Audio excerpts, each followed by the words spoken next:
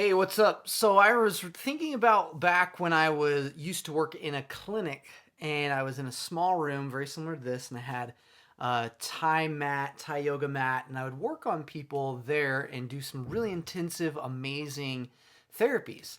But the problem is I struggled a lot with when it came to charging people.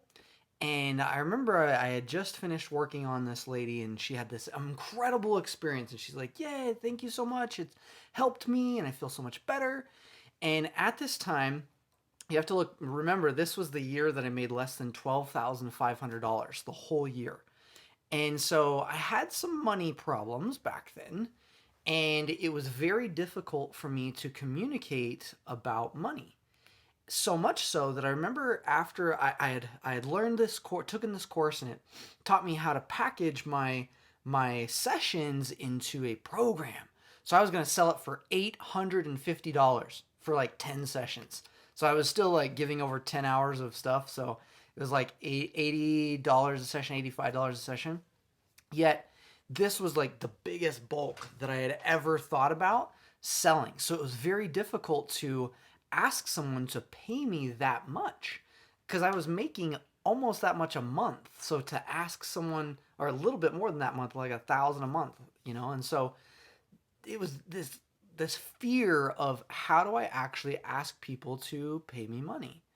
And I remember after I worked on her, I knew in my head I needed to ask her and invite her to the next steps. She liked it, she wanted more, but I was so afraid. And it wasn't just a logic thing. My mental logic, it said, here's how to do everything. And I knew I needed to talk to her, get her enrolled in her vision, do all these things. But physically, my body literally started to shake. And I was so scared of asking for money. And I knew I needed to make some more money to pay the bills. And was recently married. So it was this, I was very, oh man, it was just so constricting. And as I watched her stand up from this session, and it was an amazing session, and she started to walk away. And all I could say was, thanks, we'll see you later. And that was it. And then my next client comes in later. But before that next client, I remember watching her walk away, knowing what I should say and needed to say, but feeling physically incapable. So much so that I shook. And after I watched her walk away, I burst into tears.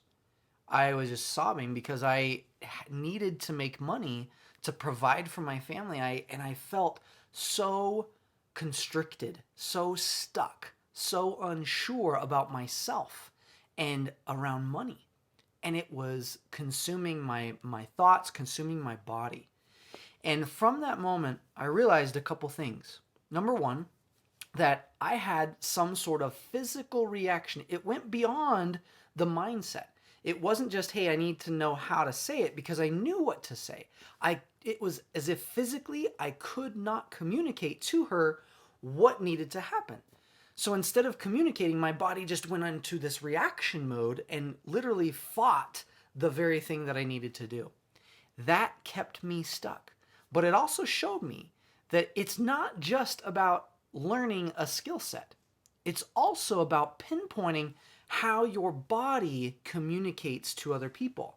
My body was communicating that I didn't feel worthy, I didn't feel deserving or capable of asking her for that $850. And it showed because I couldn't bridge it between logic and emotion. My emotions consumed me, and my physical body won that day. However, it taught me that it doesn't have to stay that way. So from that point, I started to commit to change my life, to change how I physically responded to the stressors outside or inside.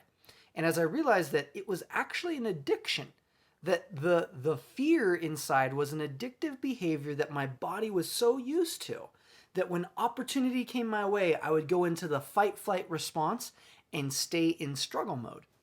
And from that point, I decided to start to work on myself, find those triggers, so to say, and be able to communicate about finances and money and ask people to to pay me in large sums. And it started to work. So much so that the next year, as I started to really focus and commit, because it is a commitment, everyone must come down to a decision and a commitment inside that number one, that you're capable, you're worthy and deserving of receiving money from others. Number two, that it's okay to ask people because money doesn't have to be your life source. And that was what it was for me. I needed money so much, and I relied on money so much to save me, to provide food, water, and I didn't trust in a higher power as much. I didn't trust in my own abilities. So, what did I trust in? Money, or the lack thereof. And so, it was a struggle to try to ask people for money because what did it represent? It represented life source. I struggled with money, so if I ask people for money, I'm asking them to give me their life source in exchange for a service. And I felt like I was hurting them by asking them for money. So as an empath, I was like, I didn't understand this logically, but at the time I couldn't get myself to invite them to purchase something because I felt like I was taking away from their life, not adding to it. As I started to switch that through various techniques and modalities, one of the best is the abundance alignment technique. If you haven't learned it, you can check it out, tylerfb.com. You can join that Facebook group, tylerfb.com, or just keep watching some cool videos. There's some links that I share, other methods and technologies. And from that experience, it left me hungry for change. So I decided to go on the path of transformation. And as I did that, I remember not 3 months later, I sold my first $3,000 package. And then after that, the next year, I made over $135,000 inspiring people and speaking for people like Ted McGrath and Les Brown and writing a book and doing so many incredible things. But I couldn't have done it if at first I didn't start to see that there was a problem. And that problem was I could not communicate value to others and invite them to give me money in exchange for something else. So if you're struggling asking for money, if you're struggling enrolling people, be sure and look. Maybe it's not just a logical thing.